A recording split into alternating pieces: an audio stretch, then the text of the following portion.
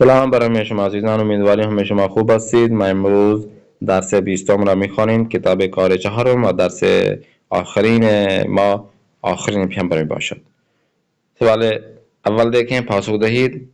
آپ نے اصلی درس پڑھا ہے آخری پیغمبر، اس کے جو ہوم ورک ہے وہ آپ کے سامنے ہے. ان سوالوں کا آپ نے جواب دینا ہے جو کہ آپ نے اصلی سبق سے پڑھے ہیں. اسم دعای پیغمبر حضرت محمد مصطفیٰ صلی اللہ علیہ وآلہ وسلم چه بود و اهل کدام قبیله بود؟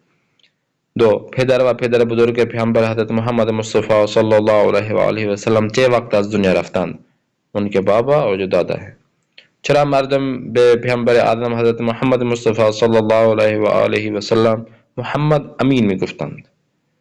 سرانجام پیامبر حضرت محمد مصطفی صلی الله علیه و آله و سلم در چه تاریخی و در چند سالگی از دنیا رفتند؟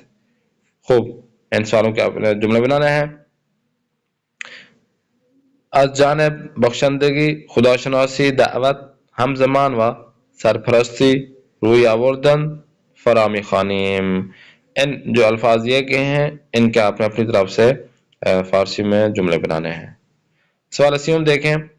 معنی واجہ زیرہ بنویسید، ان کے معنی آپ نے لکھنا ہے کہ ان کا معنی کیا بنتا ہے. بے عہدے گرفتن کیا مطلب؟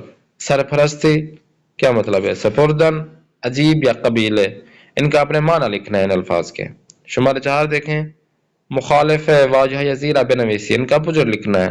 شر، سپردن، بد اخلاقی، ولادت، بخشندگی و امانت دار، ان کا اپوزٹ کیا ہوگا وہ آپ نے لکھنا ہے.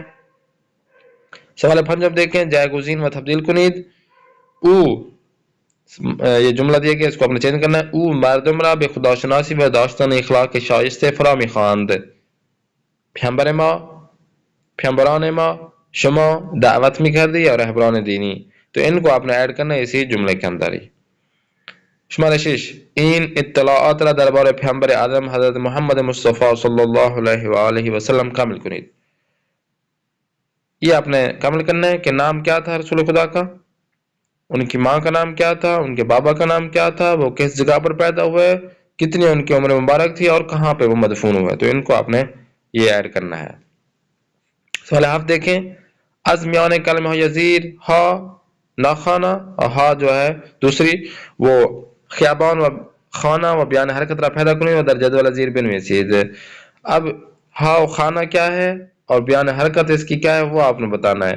حفدہ، قبیلے، بخشندے، گروہ، زندے، ہمیں، کوہ، مکھے، دیدے، ہرگاہ، دایے، حلیمے، عبداللہ، بندے، فقیہ.